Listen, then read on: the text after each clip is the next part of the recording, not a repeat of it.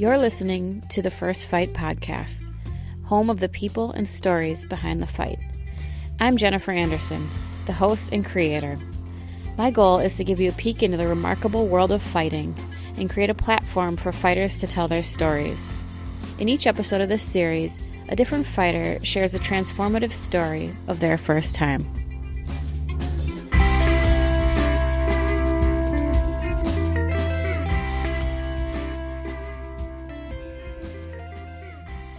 Welcome back to First Fight. Today is another special episode. The perspective I'll be interviewing today is a fellow podcaster and MMA enthusiast, Wil Manzano. Now, Wil is the creator and the host behind Cage Side Show based out of Philly, and he shares a little bit about his background and passion for fighting that got him on this path, how COVID created the perfect storm to create his podcast, and finish out our chat with our top 3 favorite interviews and the challenges that come along with creating and hosting a show of your own. Thanks again, Wil, for taking the time. I enjoyed our chat. We could definitely talk more about creating and putting out content. It's always a pleasure. I hope you guys enjoy it as much as I do. On today's episode, we're doing a special episode. Every once in a while, I like interviewing someone different in the industry, and I'm going to interview a fellow podcaster, MMA fighting enthusiast as well, Wil Manzano. Thanks for coming on, Wil. Thanks for having me on. I actually only signed up to do this thinking that it was because of my skills in combat that you wanted me on, not because... Hear your fight stories?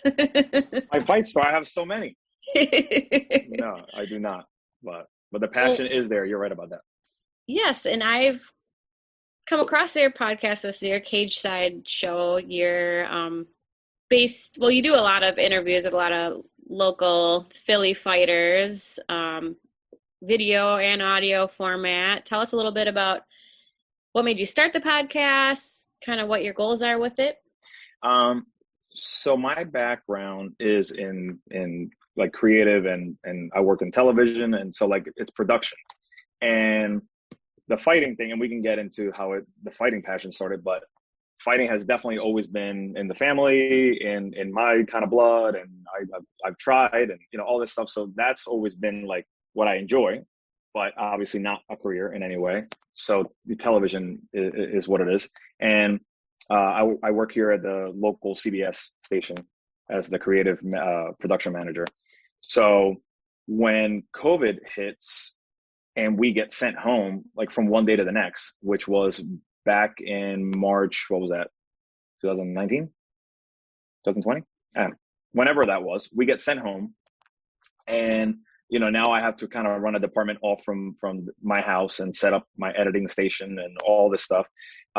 And I find myself with a little extra time, which is nice. But, I was like, all right, well, what does this new world look like? And how do I service the TV station, but also take advantage of this time? I went to film school, and I thought, this is when I'm going to write my feature script that I've always wanted to, that I've never actually done. All these things, like all these ideas are like, what do I do with my time? And then one of the cooler things that we had happen within the station was, well, we have the opportunity to create unique content. Like, does anybody have any ideas? And everybody knows my passion for the sport and everything.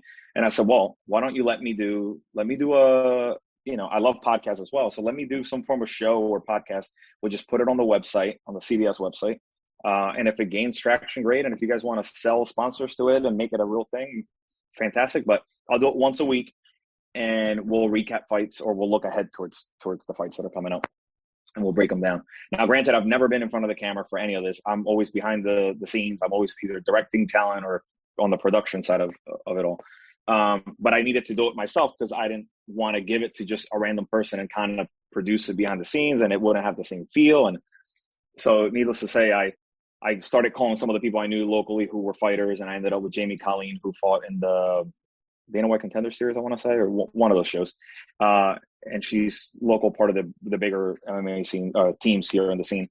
And she was on board, and I got somebody from the station. Anyway, we ended up doing a Zoom show that basically just talked about breakdowns. It was like a short little show. And that's how it kind of got started. And I got comfortable with the camera aspect of it. And I was like, you know what? I don't sound that terrible.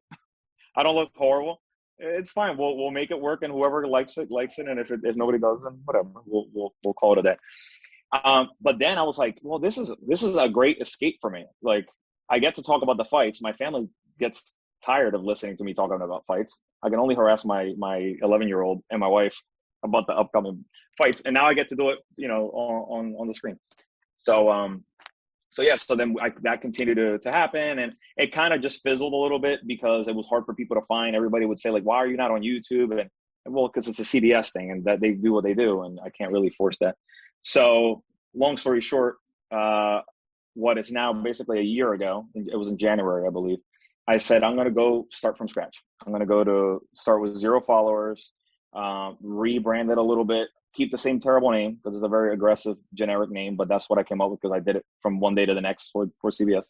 And and then I had a studio space in like an art building where a bunch of different makers and stuff, where I had the studio space there anyway, just kind of sitting around for whenever I had a project to work on. And I turned it into this little studio, set up 2 cameras, and started saying, all right, I'm going to have an episode a week. I'm going to bring in, so, I want to tell the stories of the local fighters because I think they're important for people here to know. And because it interests me. I want to know how these people get from just having a passion for something and then really, really putting everything into it and making that what their life's goal is all about. So then I started having a weekly episode at the studio, and it just slowly became a little bit, more of a real production. And then I said, all right, well, this is not, I think, I want to say it was Eddie Alvarez or somebody posted a thing on Instagram. And I heard it before, but when I read it at that moment, it kind of impacted me. And it was something about being fair weathered, which that term I wasn't too familiar with, but basically, you don't want to be the type of person who only does it when everything's right. And when it's difficult, then you bail. And I've bailed on a lot of things. I've tried really hard on a lot of other projects in the past. And it's hard to continue to do them sometimes. They take a lot of time and you can't replicate them often enough. And I'm like, this is one of those things that if I just don't stop, I can at least be proud of the fact that I gave it long enough to succeed. And if it doesn't succeed, it is what it is. We'll figure it out. But so I barely missed an episode, I want to say. Consistently, I've missed maybe a couple for reasons, but we've stuck it out, and I've tried to continue pushing the pace with it, the creative, the look, the feel, the quality, also making it more realistic with my situation. I'm still working from home. I got 2 kids. I got a wife. We got tons going on. So I said, well, I can't shoot this myself and come home and then spend hours editing it and then exporting it and then uploading it and then doing all the social media for it. And, on top of working a full-time job and on all this stuff. So then I now have it to where I have somebody editing it while we're shooting it. So at least I walk out with the final episode and I rarely ever have to do anything to it. And now it's the show takes me as long as it takes me to produce it or to shoot it. And then, the social media aspect and the uploading and that type of stuff, but that's it. I'm like, okay, so I can maintain this. I can do this once a week and but now it's like everybody expects it. My family, who are you interviewing today and this and that. So it's become kind of part of the lifestyle, which is nice. And there's a lot to it. Podcasts this is not an easy thing to make it happen. So every week is a struggle, and I have a belief that it can become, I want it to be the biggest show and it be a Philly-based show. So everybody here is proud to say, this is my show. This is our show. This is the show that we were all part of. And we can go whenever we want. And this is our home. We want to talk about fights, we'll go on cage side and we'll talk about it. But it be recognized all over the place. That's kind of the goal. But did that answer your question? That was a little long. That answers my next question too. What your ultimate goals were. But yeah, I understand the struggle. I mean, it's hard as a creator, keeping that motivation. Well, with anything, when you're not getting a lot of traction, it's hard to keep doing it. I kind of made that promise to myself too, where I've had this concept for like years and years now, and it's changed over time, the format, but I'm like, I can't just stop. Like I have to keep at least pursue this seriously for a certain period of time. And we've had a couple lulls with um, the babies and everything, but you gotta just have that same discipline, which is like you do with anything, I guess, but it's hard when you're creating to have that discipline because you need to be inspired, I think. I agree. And I try to take that out of the equation for that same reason, because that's like I said, the comment about the script writing. It's like, I'm creative first. And a lot of the things that I do depend on that, on having the right circumstances for you to feel like you're actually doing something that is going to happen, or that's going to work, or that you're proud of. So now all I have to do is line the interview up, try to be as engaging as possible, try to be professional about it. And put it out with a high quality, but then move on to the next thing, which is hard to do when you're doing other ways, or when you're doing other projects, or when you're doing this in a different way. I knew how I was with in the past, and I needed to make it so that I can't have an excuse. Put it that way. Yes, yeah. I'm the same way. I like if it's not perfect, I'll let that deter me and slow me down. But Yeah. every time you do it, it's like a workout. Anytime you're done with it, you're like, oh, even if it's not your best, you are proud of it, of what you create. So That's a great comparison. I You never feel, regret it when you're yeah, done. Yeah. yeah. And it's nice to put something out there. I always come back to that, like, out of anything outside of like personal relationships in life, the one thing I want to do is leave something that I created, I think that's one of the Mm-hmm. best things you could do in life, really, is, in my opinion, is create something, make Leave your art. mark. Leave your mark somehow. Yeah. And also with kids, like I see it as I always see it as a good example for them to see that it's not that nothing's easy, right? And to see the hard work that something goes in, that I put into it, and hopefully whatever the end result is will be more positive than if I would have quit. And they can take something from that. They go to the studio with me. My little one helped me. Like I built the new set by myself, and he Hmm. was there. And whenever I need to test mics, I'm like, come to the studio with me. I gotta set this up. And so they're very much part of it. And it can only, I think, give them something positive to look at. And I've seen, you've sent me some of those, I don't know what you would call it, documentary or a short. You've done a lot Yeah. of video. Is that something that you originally wanted to do or still pursuing, or you talk about a feature Yeah. I script? mean, years ago, that was the dream, right? The dream was to be the one responsible for shedding a light on those type of stories that happen around us that we don't know about, which is these fighters, right, who put everything into it, and the struggle and all that stuff. And I knew enough about it that I wanted to capture it in a cinematic way, and have a show exist that I could be proud of, that would do that.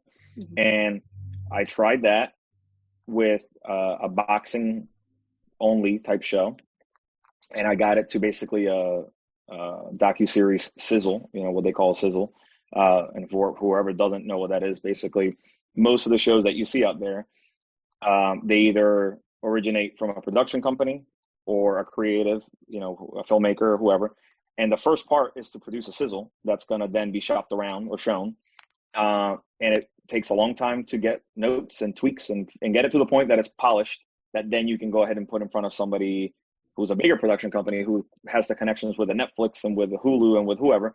And then they can then say, this is what we want, are you interested? I mean, there's other ways, I'm sure, to go about it, but that's one of the ways. And I did that at first with a show that I called The Ranks, which was about boxers. Uh, and everybody was excited about it, but nothing happened with it. And then years later, I was like, my biggest interest was boxing for a very long time, since I was little.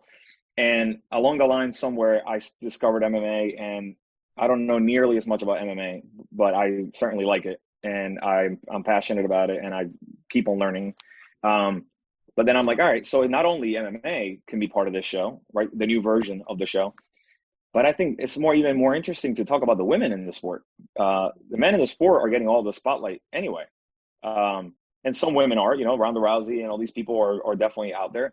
But there's a lot of really talented young women fighters killing themselves right now who are chefs, but also train nonstop and are getting punched in the face and then going back and being a chef again or whatever. That's one example. But they're doing the same struggle to become, and it's much harder for them to get to that level. So, in my opinion, and in a lot of their opinions too. So, anyway, so then I came up with another version of that show called Her Fight. And we, once again, went out and we shot some beautiful footage, went to the gyms, did sit downs with them, polished it, built it, and it got shopped around. It was out there in LA for almost 2 years, like a year and a half or more. Unfortunately, my producing kind of partner over there, who's super talented and works on a bunch of shows, and she couldn't get it to work. Her son ended up dying, which was terrible. And I obviously would never even bring up anything. So that the product just sat on a shelf for a long time. And when she finally needed to work to get herself out of that situation, she shopped it again, and she shopped it to really big people. And her response, she loved it. So she wanted it to happen. But her response was kind of they're looking for, they call it shiny floor shows. So if you notice, Netflix has a lot of cooking shows and the floor is lava type shows and all these shows that are shiny floor shows. So even though there's room for docuseries and gritty type stuff, it's not their biggest attention seek. That's not what their focus is completely on at the moment. So that one fell through again. So just one more product that, one more hit and a miss, but I'm proud of it. You saw them. I think you saw them both, or at least you saw that last one. That thing could live out there, and and other people do it now. Like Anatomy of a Fighter is a great thing. The Will Harris, is that? No, not Will Harris. Something like that, right? So there's, listen, I'm not the only one coming up with this stuff, but I think there's room for it still. I would, if somebody ever came to me and said, hey, listen, I'll back it. Let's produce a season of short versions, maybe, short webisodes or whatever. I would strap on the best camera I had and we would go out there and start documenting, because it's great. It's great content. It's entertaining and it's good stories. Mm-hmm. Yeah. Well, we might have to talk more about that.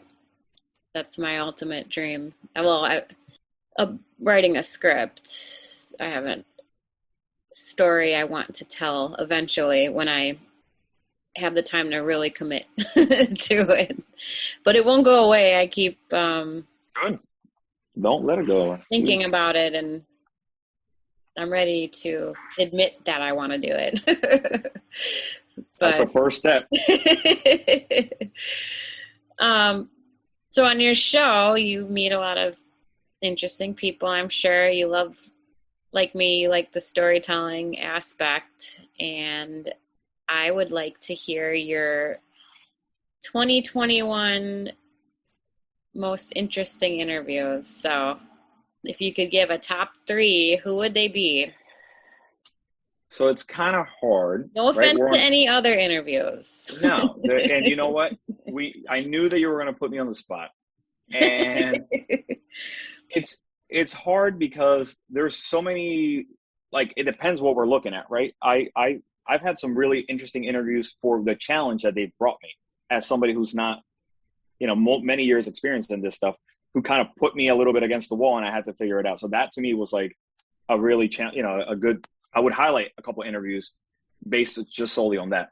But if we're talking just holy shit, that interview made some waves and it was interesting. We can start with 2 episodes ago, which was Dale Brown, which is not a fighter, but he's very well known right now as a meme on the internet for his survival defense tactics.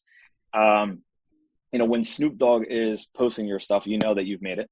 And, he was somebody that I saw a few people in the MMA community post something about, and I'm like, oh, okay, that's silly. And then I saw one person completely out of the sport post something about him. I'm like, this guy's going to go big, super quick.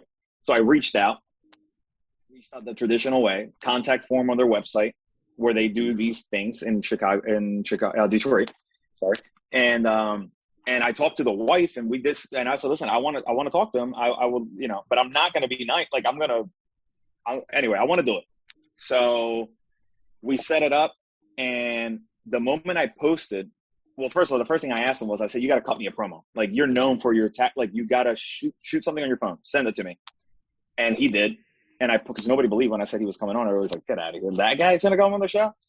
I posted a promo, and everybody, like, I've never gotten so much, now granted, I'm not at the biggest level, but for me, I've never received that many DMs of people just bashing the guy.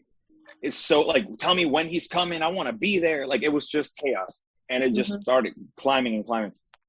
Anyway, it was I had to set myself up for the first time to, like, I need to really do a good job with this. Because if that many people are going to watch it, and if everybody's watching it for a different reason, like, if MMA people are expecting me to defend them against this guy, I have that on my shoulders. All right, so now I need to know exactly what it is that I got to ask this guy, but also be respectful, and also make it entertaining.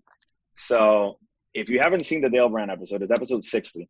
I encourage you to start with that to get a feel for what this show could ultimately offer beyond MMA. Also get, polarizing people and have some fun with it too.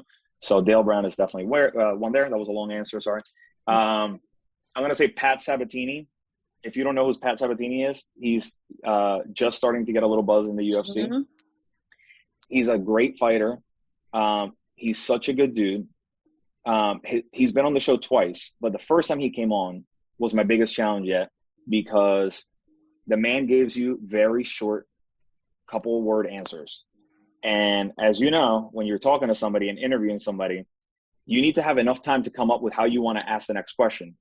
And when they challenge you with that, you gotta be on it. So then anyway, point being is that was the first episode that we did together, and it was very short, and it was not my greatest moment, but it was still good. The last one we did, it was cool to see. That's like when it proved to me that this show must continue. This is working. He came on, the guy had a whiskey with me, and he couldn't be more straight edge. He couldn't be, and he loosened up, and he told funny stories, and it was like such a good vibe. And funny enough, I just saw him at the fights in Atlantic City this weekend, and he came up to me wearing a suit. I was so happy to see. I'm like, see, we're building connections, and this is what it's all about. This is awesome. And if people can be part of that, then great. So Pat Sabatini is number 2. And the third one is the interview with John Marquez and Daniel Gracie. So I don't know if you know who those two guys are. Daniel Gracie's a little bit more well-known, obviously, with the Gracie name. Those two have a beautiful marriage in Philly. Those two guys are becoming like the perfect hybrid training for some of the baddest fighters out of Philly. And I think the world's starting to notice. One of their bigger names right now is Sean Brady.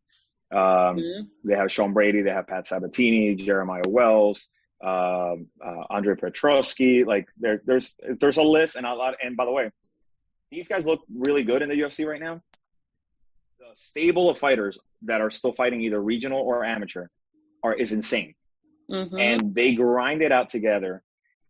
There's no, you're bigger than, I'm more important than you. They train each other for every fight, whether it's the amateur guy, they help them out, or whether the amateurs are helping the pros, fight for these big, like Brady against Chiesa was a big fight. And, but it's a hilarious episode. Like you have to definitely watch that one. They're funny. They're, like I said, it's like a marriage. They make fun of each other. They curse a lot, and they just have stories for days. Like you should get them on. You will not be disappointed. They are characters, and they're fucking super intelligent with this stuff. They know what they're doing. So yeah, that's my third. It's interesting because I'm sure you found like people surprise you. Some people give really good interviews that you wouldn't expect, and vice versa. You try to pick people that have a big personality, but they don't always give good interviews. I've seen a lot. Yeah, I've seen a lot. Like I've seen a lot of people who you think are going to give you just gold, and they don't, and you got to kind of make it work. And then some people shock you, that you, like I had, Oh my God, I feel terrible not knowing the name. I'll tell you right now. It was Kevin. Kevin is just a jujitsu guy. Kevin is episode 54. Kevin is a jujitsu guy. Once again, I know more about striking because I know more about boxing, so it kind of translates. But I mean, you ask me jujitsu stuff, and I'll blank out pretty quickly. So I had him on, and he's just a very well-known jujitsu guy here. Doesn't do anything else. So I'm like, all right, first of all, how's this interview going to go? Because I don't know what to ask besides the story, the origin story of how he got there. What a fun freaking dude who couldn't be more comfortable on the mic and was funny and outgoing and had lots to say about everything else, so we could just have a good conversation. And he had just beat Marab Davshili. He's in the UFC. He wears the thing. Yeah. Well, he beat him. And I believe I don't know who he's matching next, but anyway, he's getting out a really high level. But yeah, so there are people shock you, just like big tough guys come on the show and they start shaking, and that always surprises me too.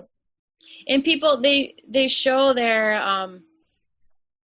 like sometimes they're nervous, but it comes off like they don't want to be there, and then you get insecure and it's hard to flow. That's why I actually prefer doing interviews in person, just to kind of build that, connection before I just ask questions, because it is storytelling, and you want people. I always tell people, this is like we're friends. Just you're shooting the shit, telling a story about your fight. I don't want you to feel like this is a formal interview. I sometimes forget that people are like, they aren't comfortable or they get nervous. I always sometimes think that people just don't want to be on. And then I'm like, well, you know what? I get it. I forget about it, but I get it. Recently, one of the interviews with a boxer, he was good. And then like midway, I lost him. And then when the interview was done, so Gabby she's awesome. She's a producer at this point, but she's the show's intern. She's been awesome to help out and has grown with the show and does a bunch more than she even signed up for. So sorry to her. But I asked her immediately when he left the studio, I'm like, did I say something to offend him? Or like, did I just make a joke that just didn't land? And she's like, no, I think he just got a little nervous because he didn't know much about what you asked him. And then after that, he just kind of shut down. So yeah, it happens. Well, we do this partially because we like talking and hearing stories and whatnot, and you forget that doesn't always come naturally to other people. So you got to take that into account. I guess one last question from one fight fan to another. Who is your favorite boxer? All time and current. Favorite boxer all time, Tito Trinidad. This was, like I've said before, when he fought, I mean, the nerves until he fought were huge. When he fought, that was my biggest Super Bowl night of the year. And once he won, I was good to go. I was peaceful. I was happy until the next fight came up.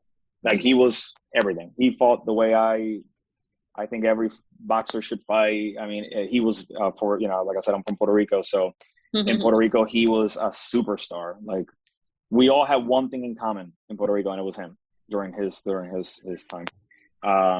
When he lost in 2000, he was supposed to fight, I think 2011, 9/11, or around that time against Hopkins. That whole thing went to shit, and it just went bad, and it had a bad aura about it, obviously. And he lost, and it was just a downhill from there, and it was heartbreaking. But favorite fighter of all time, or boxer of all time, Tito Trinidad.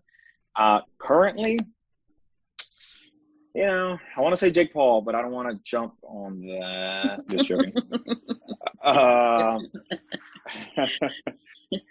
I think I have to say Boots, Jaron Ennis Boots is huge in Philly right now. Like, people need to know who he is. And I think he's no longer can people kind of run away. I think he's about to start facing some of the real big names. And we might just see the next boxing superstar with him. But I'll be honest, I don't follow boxing as much as I used to at all. Like, I used to not miss a fight. Now I don't miss any MMA fight. It's a lot to keep up with. there's fights every weekend. So yeah, it's a ton. But MMA does a much better job at storytelling, and they hype you up a lot more. So I fall for that. I can admit, I love the hype up. I love the storytelling behind it. I love like the stakes. And to me, I don't know. To me, UFC does a great job. I think Bellator does a great job. You know, everybody tries, but I think they're beating the boxing scene with that for sure. Well, thank you for sharing and taking the time to come on the show. Yeah. Are you going to tell me your top three? My top three. You can't include me yet. So that's okay. Fine. My top three. Number one, Eddie Alvarez is one of, I think, the most interesting people there is. He's such a, what's the word? Not what you think he is. He's not what he comes off as. He's super introspective and intelligent and has a lot of experience in the fight game. So I admire his career and, you know, who he is. Kevin Ross was definitely one of the most interesting ones as far as his story was really interesting. One of the most unique stories and just the impact he's had on Muay Thai. And then Steve Rivera, who is Frankie's wrestling coach, Frank Yeager's wrestling coach, was the best storyteller. He is so animated and got super hyped up with his stories. He was reliving them as he was telling it, and it was, you know, it was just infectious. And you should listen to the episode if you haven't. It's an awesome story about, because he told Frankie's first fight from his perspective, being there.